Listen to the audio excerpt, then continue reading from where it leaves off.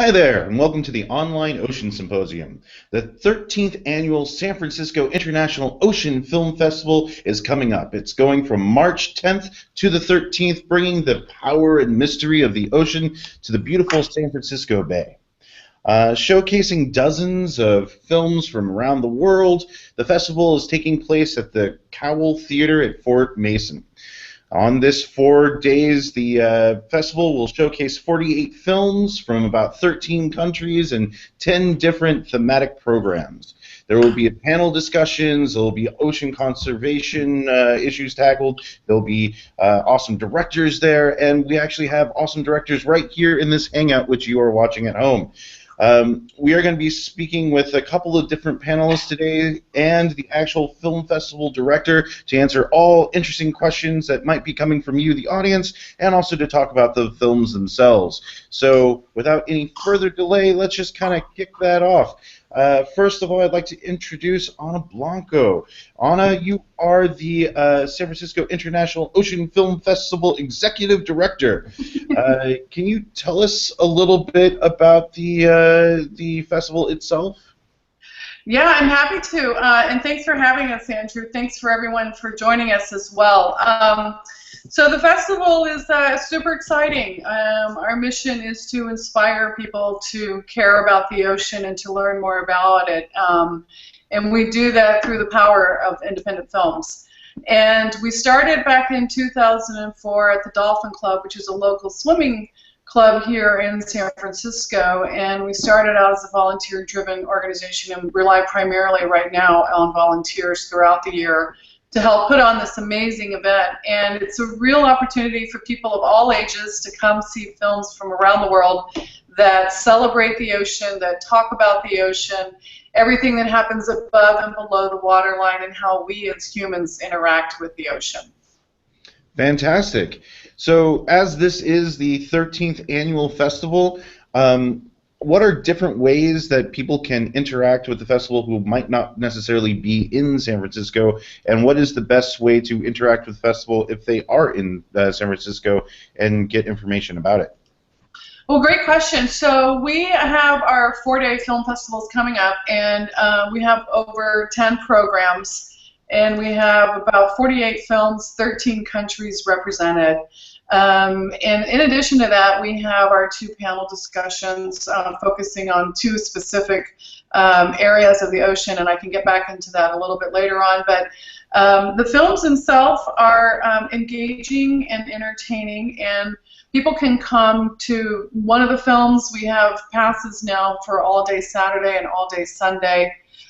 We have 2 special programs that are super interesting, and it's really about engaging the next generation of ocean conservationists. And it's part of the festival that, in addition to the 10 general programs, is what a lot of people get really excited about. One is the education program for middle school and high school kids, and that's where kids get to come from throughout the Bay Area for free. The films they see are drawn from the main program, and so they get a snippet of what the ocean is like. And so many of the kids tell us that they've never been to the ocean, much less seen the film about the ocean. So that's very exciting for us. And you know, the theater holds 400 people, so we fill up about 4 programs of kids. That's about 1,600 middle school and high school kids, which is fabulous. The other piece is the free the student film competition.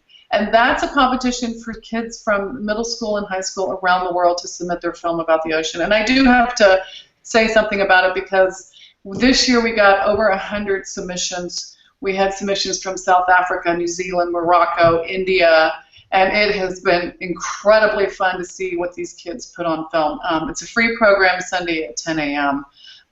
And so lots of different ways to engage with the film festival.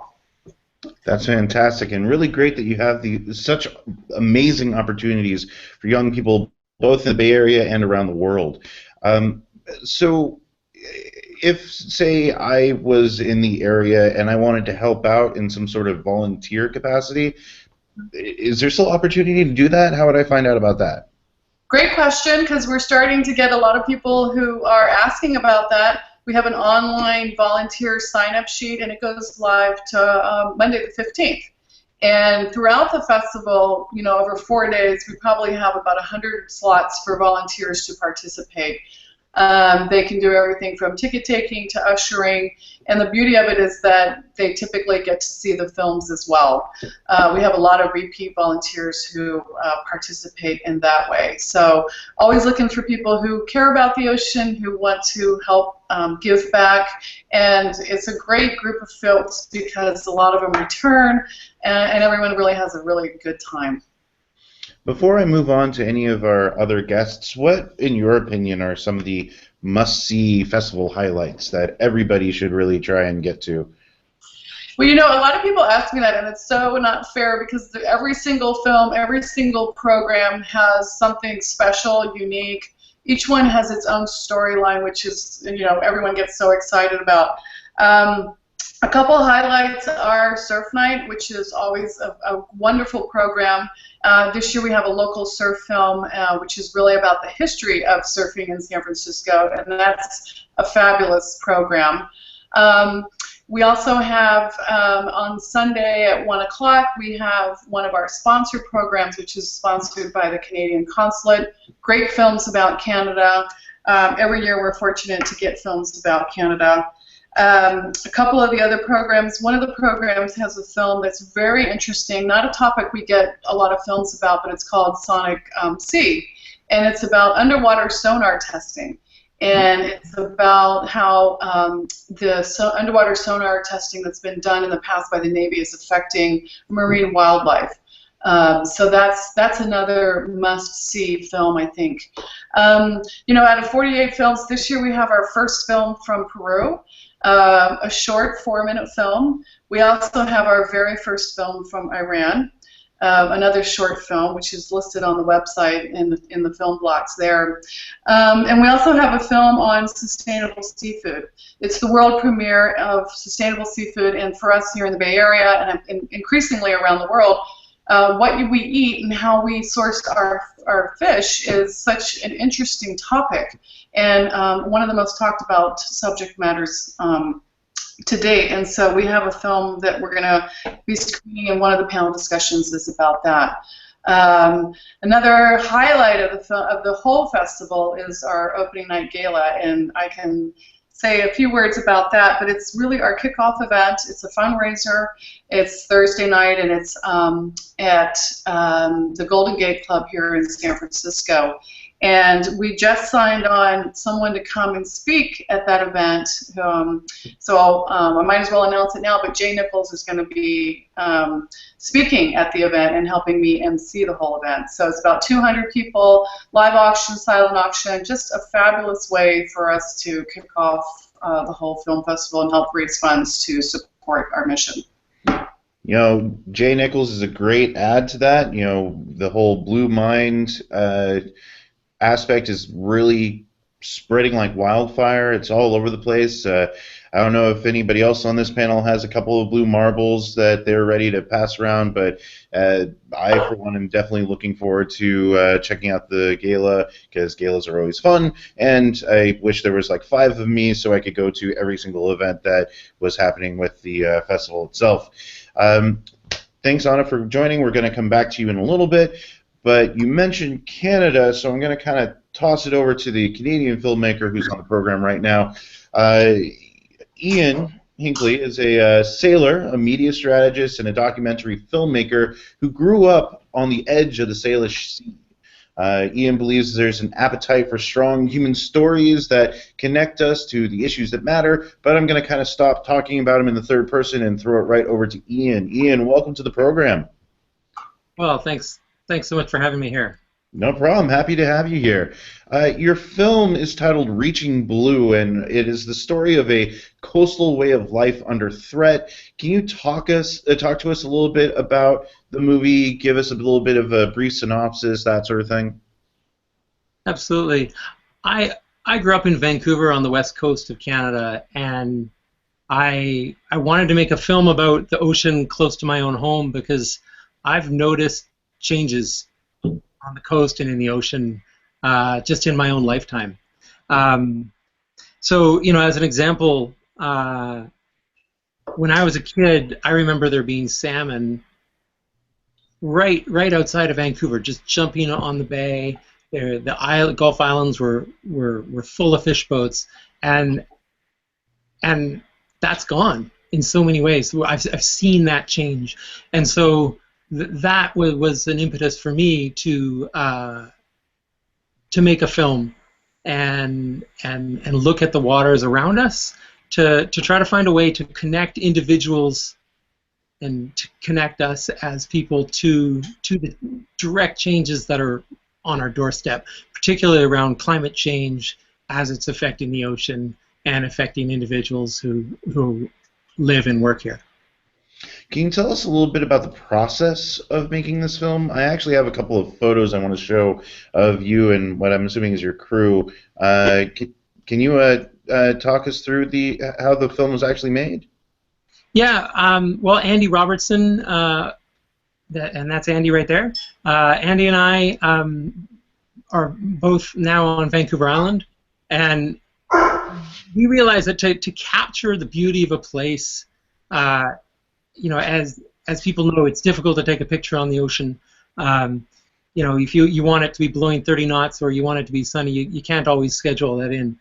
So what we actually did is we went out and we got images. We ended up with 22 cinematographers contributed imagery to the film, from underwater remote operated vehicles off of ships to divers who were collecting imagery on the coast, and incorporated all of that different imagery together to help paint a picture of this place, so that we could really capture the environment in which our characters live. So speaking of, there's one photo in particular that really caught my eye. This guy right here. Can you tell us a little bit about this and you know, Sure. what picture you're painting with that?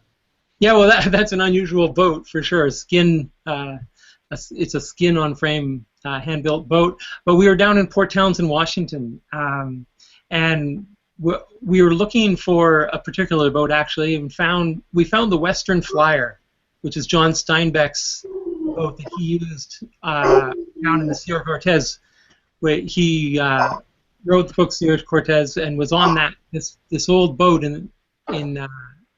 with Ricketts. So we wanted to capture that story of ocean research from a previous era, and we just happened to actually find that boat sitting there on the beach, and the guy who built it was there, and we asked if we could go for a row. But you know, this is where we live, and this is where we come from, on the Salish Sea, and it's interesting to find things like John Steinbeck's old research boat rotting in the back corner of a boatyard, lost to history. But in so many ways, those pieces of research, they have stories to tell, and they can tell us a lot about how things are changing on the ocean and how that can affect all of us. So it seems like this film is deeply involved with not only the current aspects of the ocean around you, but also the history of it and the important events and people that were involved with it. What do you want viewers to take away from the film? Well, my goal is to connect us as individuals to the sea, because I think there is some hope when we look at the world changing. It can be difficult to have that hope.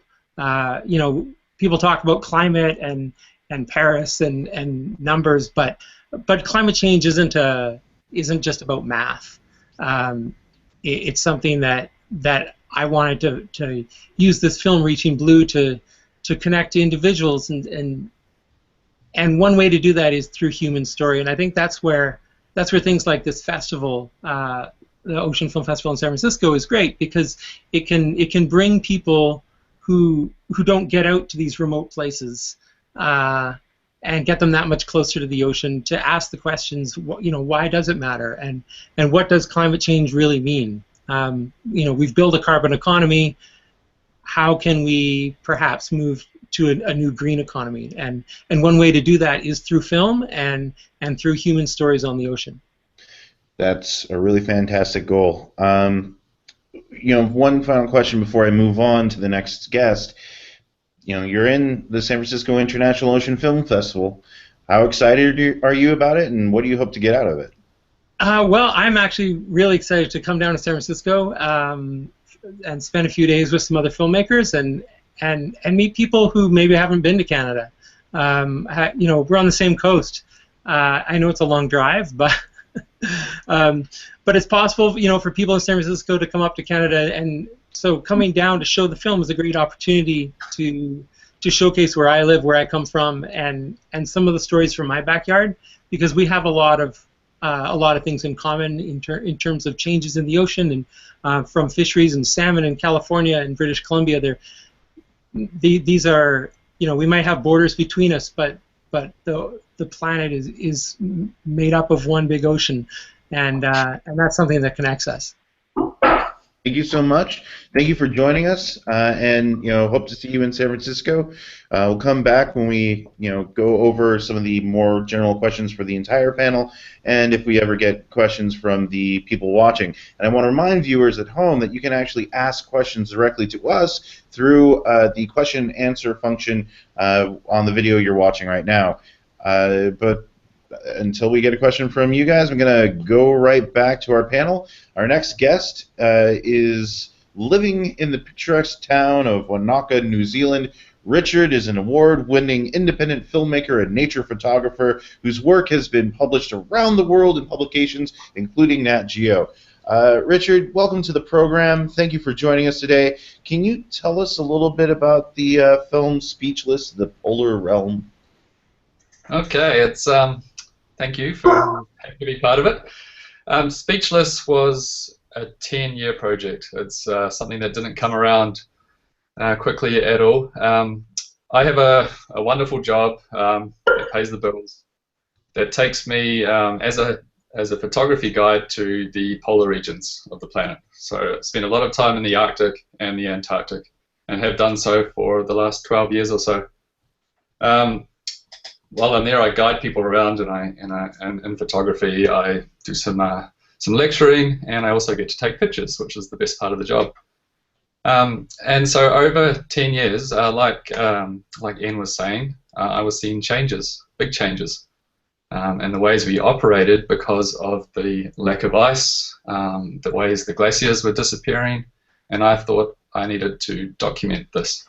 Of course, I had a huge amount of footage from the 10 years of travel, so I started to compose this giant jigsaw puzzle to tell a story through images, and I made it Speechless as a non-verbal film because I find when you take the narrative out of film, you can let the audience make up their own mind. And I thought these visuals were so powerful that people didn't need to be told what to think. They could just make up their own journey.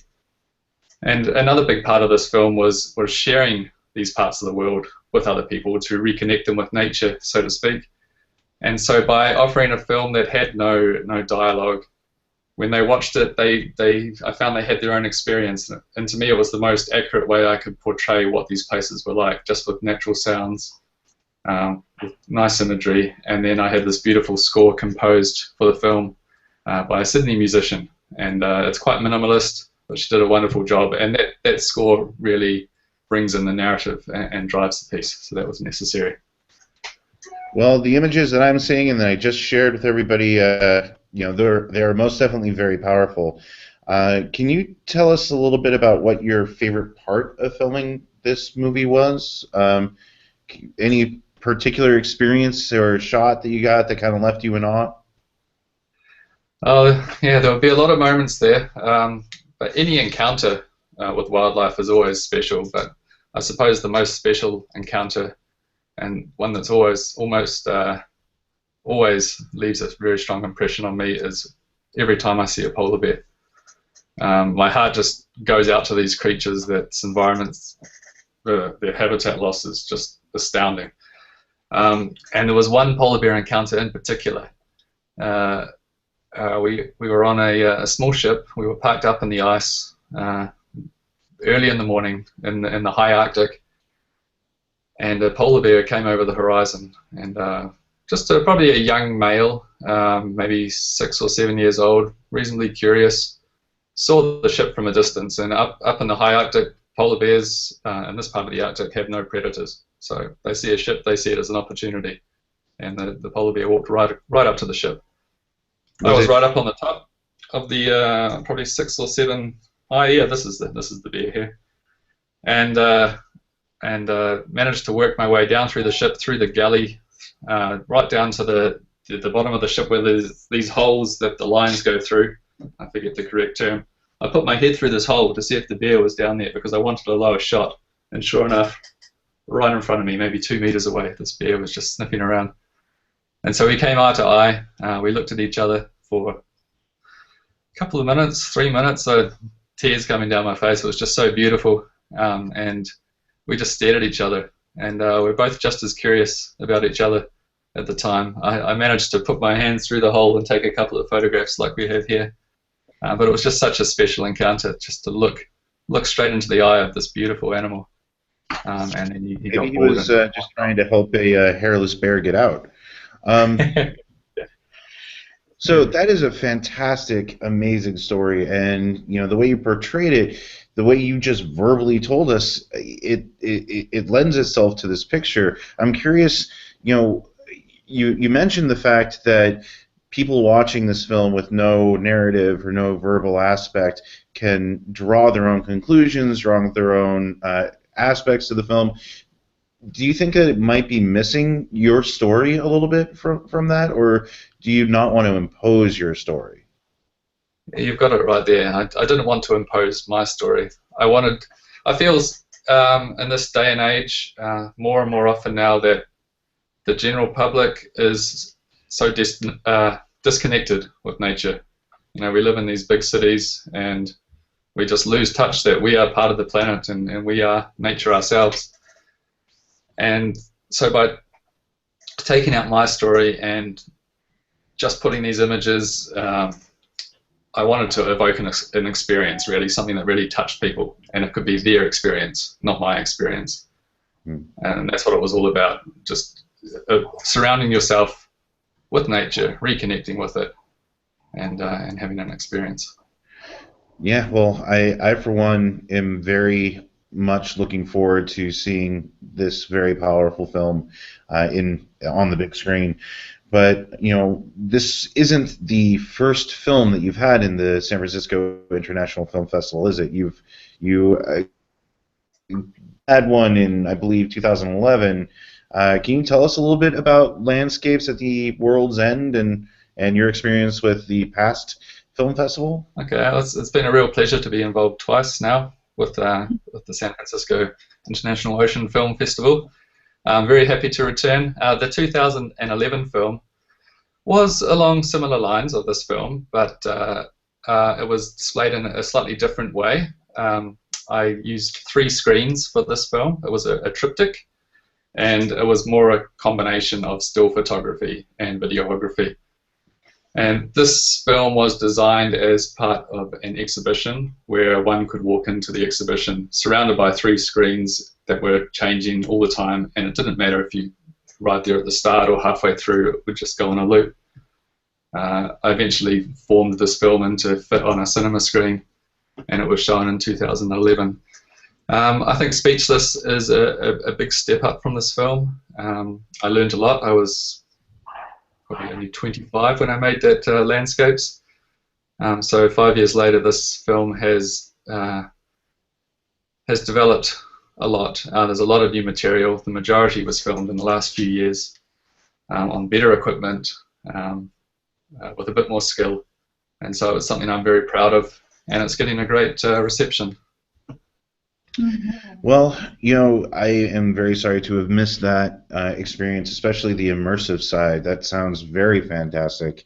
Is there anything that you're looking forward to or really hoping to be able to do at this film festival that you weren't able to do in 2011? I just hope I can touch a few more people in terms of getting their hearts beating in time with the planet. Ian said it so eloquently just before that we can all make a difference if we just move to a green economy, and hopefully films like this and the others shown at the festival can really help. I know whenever I go to a film festival, I come out inspired. I learn about things I had no idea about, and it's all presented in a nice 30-minute or 1-hour package. So, yeah, I hope we, as a collective, can help make these changes. Fantastic. Before I move on to our next guest, I wanted to ask, do you have any advice that you would give someone who wanted to have a life creating film? Any advice? Yeah, just get out there and do it. It's not an expensive thing to get into now. You don't need to have the best gear. All you need is really to get started, an SLR with a lens or even an iPhone these days.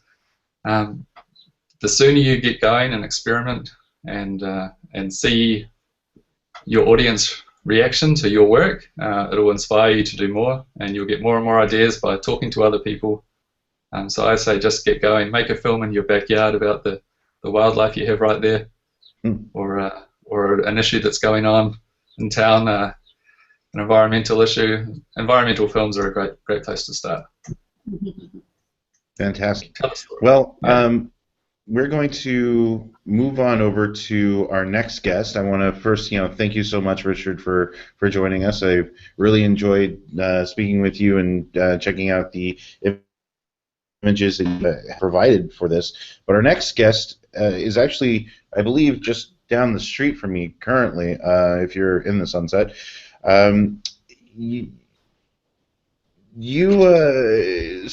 Sorry, Mark, you've worked on a wide variety of creative projects back in the 1980s, including music production, technical and creative direction, web development, all sorts of stuff. In 2000, you decided to work on something else, a film. Can you tell us a little bit about Great Highway and how it came about? Sure. Can you hear me? Yeah. Okay, cool.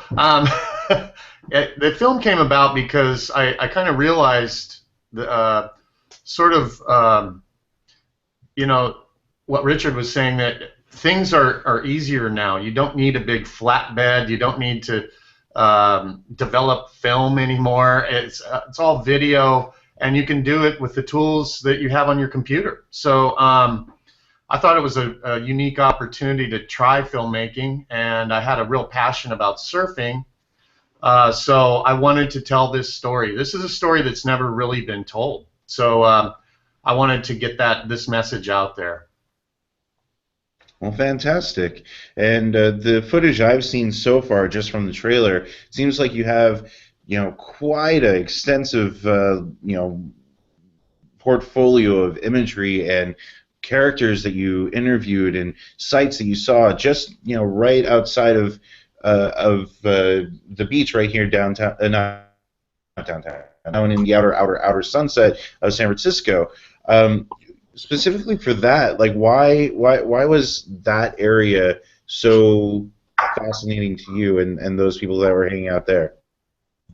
Well, it's a lot of the films in this particular festival they're so amazing about the environment. There's amazing photography. There's my story is more of like a human relationship with the sport of surfing and with the ocean. And so, yeah, you're not going to see the amazing photography and stuff. My film is a bit more rustic, let's just say. And I obtained imagery from a lot of people who were part of this lifestyle, and they gave me openly all their pictures, family photos. So it's really an amalgamation of stuff we hunted down at the library and personal collections of photos. So yeah, we wanted to tell the story of how the west side of San Francisco developed all the way from the gold rush to the present day. So, speaking of that, you actually,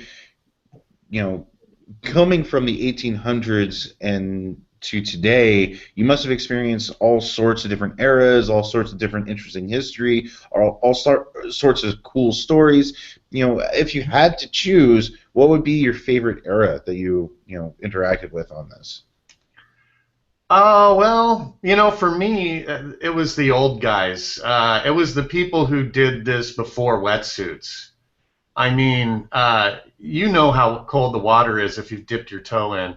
Uh, it's freezing, and these people would surf without wetsuits and then stand by a fire and warm back up and then go back out. I mean, those are tough people. Those are amazing people to me, and they're the one. That's the era that I find the most interesting. Also, during those early years, like we're talking about the 30s and 40s, the Fleischacker swimming pool was open. It was the largest outdoor swimming pool in the world. And so there were a lot of things going on at the beach in San Francisco. You had the pool, you had Sutro baths, you had Playland at the beach, an amusement park, and it was kind of a golden era in San Francisco. Talking about surfing and talking about getting into the water, you wouldn't catch me out in the San Francisco Bay without like a foot of neoprene. But right now, you're actually, as we are speaking, I believe the Mavericks competition is currently going on, where it's bringing together some of the coolest, strongest surfers in the world. But in San Francisco, especially the area that you checked out, as you mentioned, there's traditionally been a really strong surf culture. Based off of the research that you've done and the people you've talked to, how would you say that culture has changed, and how would you say it is between what you call the old guys and the surf culture of today? Well, it goes hand in hand with how society is developing, and there's just more people now. Back in the early days, every surfer in California knew every other surfer, all the way up and down the coast. It was something that not a lot of people really did. But as it grew, more and more people get involved, and so the thing now is it's crowded out there, and sometimes tempers flare. There's territorialism. There's that kind of thing. None of that really existed in the early days. Everybody just was sort of having fun with it. But now people take it so seriously, and it's people train, and the guys out at Mavericks today, they're amazing athletes. They've developed their bodies to take the beating that Wipeout at Mavericks will give you. So things have, I don't know, I guess it's really about critical mass and the number of people in surfing today that makes it so different than how it was before. So. So more people. Yeah, I have to admit, pretty much every time I go down there on a good day where the waves are pretty high, it's just filled. So with this project is taking you about, as you said, a decade or more to work on. Definitely a labor of love, but I got to ask, how does it feel to see not only your project that you put so much time and effort and love into on the big screen, but in a big international film festival? Oh, I'm just really grateful, especially to the festival. It's great to be doing it in your hometown. This is fun. It's really great, and so I have a ton of support here. But also, I have to mention, a lot of the older guys that I'm talking about in the film. They're starting to. We've lost 5 of them now that are in the film. So I think it's important to share this story now. The guy that actually talked me into making this film, Fred Van Dyke, passed away in November. So it really put a fire under me to finish and to get this story out there. And it has taken a long time because the story changed and I learned things, and you think you're done, and then something else comes out. So yeah, I guess that's the nature of the beast with documentary films. Yeah. Well, I want to thank you so much for for sharing your story with the world and sharing it with the San Francisco International Ocean Film Festival, and for joining this hangout today with us. Right now, I'd like to ask our panel a couple of questions, and since I'm still on you, Mark, let's start with you. Was there any particular event or time that, when you were out there doing all the different things that you've done with your life, you're just, at one moment, did it ever snap to you, hey, filmmaking is where it's at. It's not just a hobby, it's what I want to do with my life? Yeah, it pretty much started with this project. I made a surf video, just surfing and music, about 10 years ago as well. I thought I would make money off of that, for the other film, for Great Highway, but it didn't really work out that way. But yeah, I felt like this is something I really love. And I have a lot of respect for filmmakers now, because you have to know so many things. You have to know technical. You have to know legal. You have to know how to edit. You got to be creative. You got to be a business guy. I've never tried anything so difficult. It's a real challenge, and I love a challenge. So I definitely want to try to parlay this into a career. Gotcha.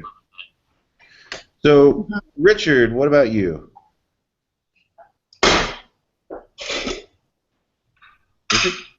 Oh. Sorry, I believe I was muted. Yeah. Yeah. Yeah, good to go. So the question is, like, when did it click for you about filmmaking and capturing images? Well, it came very naturally since I was just a little boy.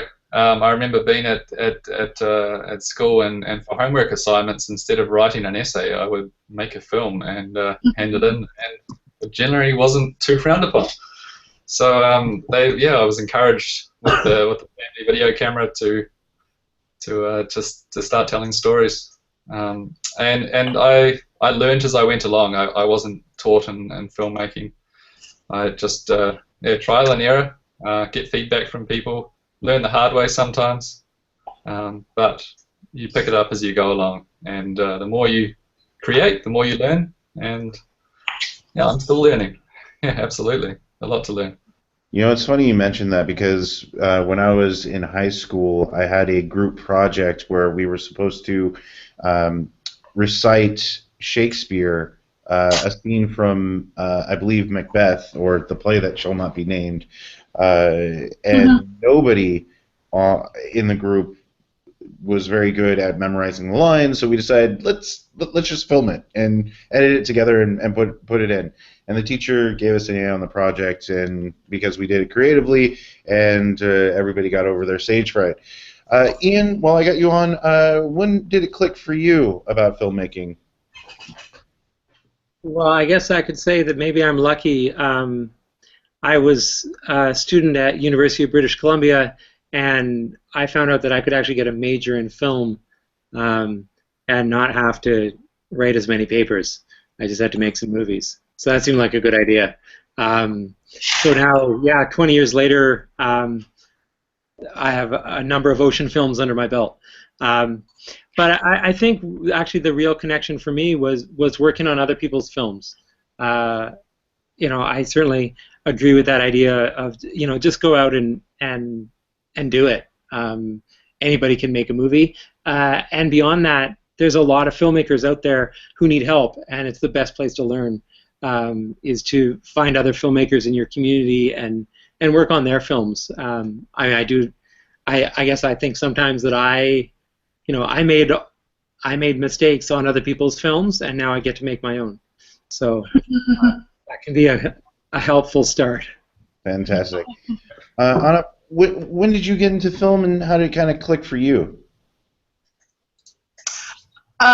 For me, I've been with the film festival since about 2010, and my love for film really derives from being on the ocean, actually. I haven't made a film yet, but I'm in the process of exploring that option.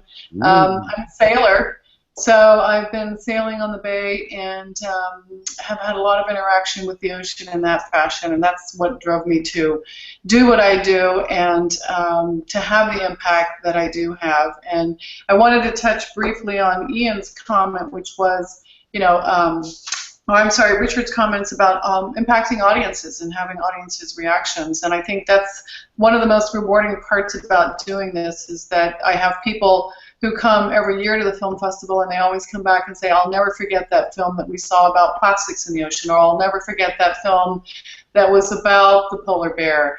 And they talk about how these films have such a tremendous impact on them, and they never forget them, and they continue to come back. So, that's what makes the films and the stories that they tell so meaningful and so memorable. You touched on something, and I kind of want to do something a little bit different right now. I'm going to do a lightning round where I'm going to ask you guys a question, and you got one sentence to answer. What is one film that has been incredibly inspiring or influential to you, and especially around the ocean? Since Anna, you gave me the idea, I'm going to put you under the microscope first.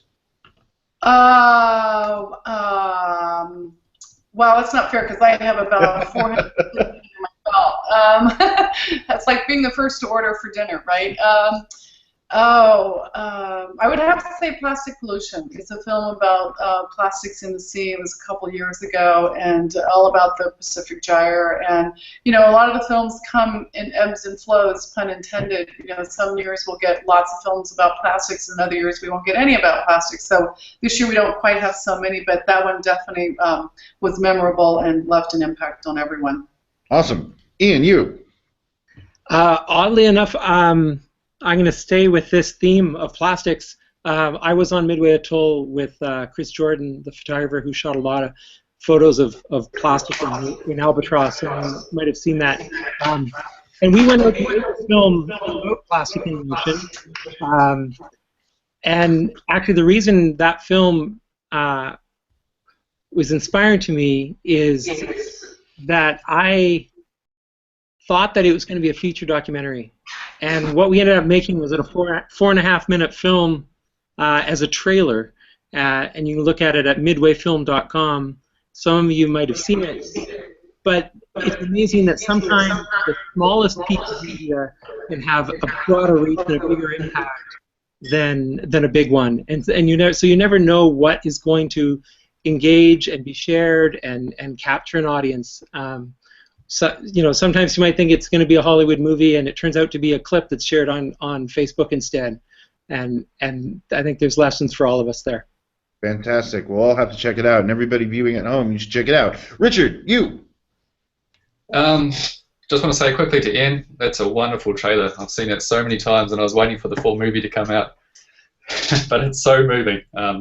Yeah. So congratulations on that. It's just beautiful.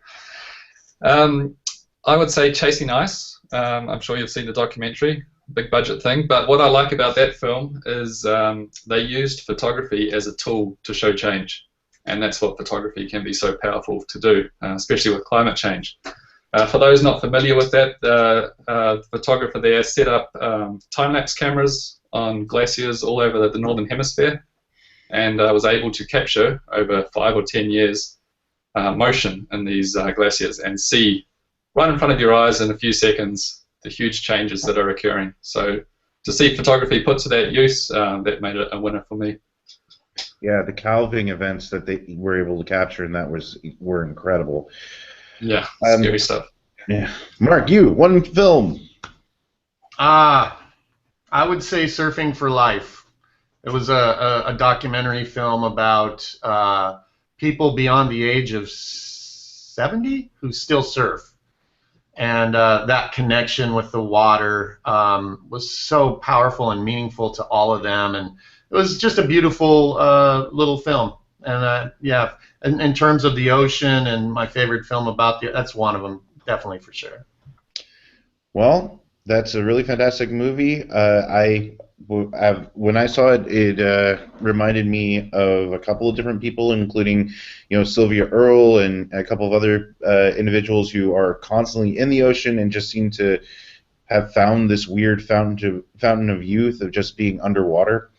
But tying it back to the ocean, one last question for you guys before kicking it back to Anna. With your work, a lot of it has to do, and you've all mentioned this, about connecting with the ocean, connecting with nature, making an impact. What is one thing that you would like for the general population, whether it's through watching your movie or just through action, what do you want them to do to try and make a positive impact on the world and the ocean? Mark, since I have you up, let's go with you first. Well, my film doesn't carry the message that some of the others do, but I would like people to walk away understanding the sincerity of that connection that people do have with the water. It's deep, and it affects all of us that are sitting here, and many others. So I just want people to walk away knowing that that exists, that people are still thriving by that connection that they have with the ocean and all of the creatures in it and the sky, all of it, just together is just the most remarkable thing. Fantastic. Richard, what about you? Yeah, reconfirming that oceans are life. Without them, we would not be here. So I start small, I suppose. Plastics are an enemy of the oceans. Don't use plastic bags. Don't use plastic bottles. It's very easy to do when you put your mind around it. And ride your bike more often. If you do those three things, that's a great start to living a cleaner life. It's only a very start. It needs to go a lot further than that, but that's an easy start. Ian? Well, I think I would recommend, if anybody can take a moment, go outside and take a look at the ocean. And there's a little shout out to Jay and Blue Mind, but I think the ocean has a great and wonderful impact. So, get out there and walk on a beach. Turn off the computer screen that you're looking at right now and look at the ocean, cast your eye, find a river, find a lake, find that drop of water. And just be reminded that we are all connected to it one way or another in everything we do. Anna, what about you? Anna, you're currently muted. Sorry. There you go. There we go. I get this question a lot, and there's so many different things that I could suggest. Some people say join an organization, stop using single plastic bags, get a friend to do something. I think that's the most important thing. As much of an impact as we have, I think getting a friend to do something, and not everybody does what we do. Not everybody uses what we've learned from the films and about how the ocean impacts us enough, and there's always going to be somebody around you that hasn't yet experienced the ocean and understand the value of the ocean that we do. So I always like to say engage at least one person in what we're doing for the ocean. That's a great message, and thank you so much for sharing that. While I got you here, I kind of want to give you the final say on all this, since this is your festival, and since it is this whole hangout is geared towards getting people to know more about the films, more about the events, more about what have you. Can you tell us a bit more about where people can get tickets, what's available, upcoming events? Last words in regards to that. I just want to say thank you, Andrew, for doing this. This is, I think, our third time, and I just can't tell you how much I appreciate this. I wish we could do it on a monthly basis leading up to the festival, actually. So many great filmmakers. Thank you to the filmmakers. And, I talked to a lot of the filmmakers after the festival, and they always say that the film that they made about the ocean was the one that they'll never forget. So in terms of the festival, I would say, help us promote it, help share the word, spread the word about what we're doing and what we're trying to do. Tickets can be bought online on our website. And in this day and age with social media, there's so much that we can promote, around the world about what we're doing. I highly encourage everyone to support the student film competition. These are young kids who get it. Their films definitely have a message. So and just one last thing about the festival is that we have a traveling program where we take the films to other parts of the country and other parts of the world so that these films, the messages from these films continue to get put on the big screen and reach even more and more audiences. So that's a big component to what we do so that we are a year-round event. So thank you, everyone, for telling us your story, and I look forward to seeing everyone at the film festival. Not much more I can add to that. So for anybody in the San Francisco Bay Area, from March around the 10th, make sure to come to the film festival. Anybody who is not in that same area, make sure that you keep tabs on the film festival, keep tabs on the oceans, keep tabs on Ocean Stories, all of the filmmakers, and what have you. I want to give you a big thank you to everybody joining me today on the Hangout, and a big thank you to everybody watching. I also want to make sure that everybody knows that a large portion of the films that you will be seeing at the film festival are also going to be available to watch in other ways as well, and that will be listed on the film festival's website itself. So make sure that I think I'm going to go back to what Ian actually said. One of the biggest things that I would say is one of the biggest things that's important to do when it comes to the ocean, we can talk about it, we can watch films about it, but we really got to get out there and enjoy it and experience it and have that connection ourselves. So I'm going to leave and go down to the beach, and I hope the rest of you, anybody out there who has the ability to, does that as well. So thank you so much for joining us today, and get under the water.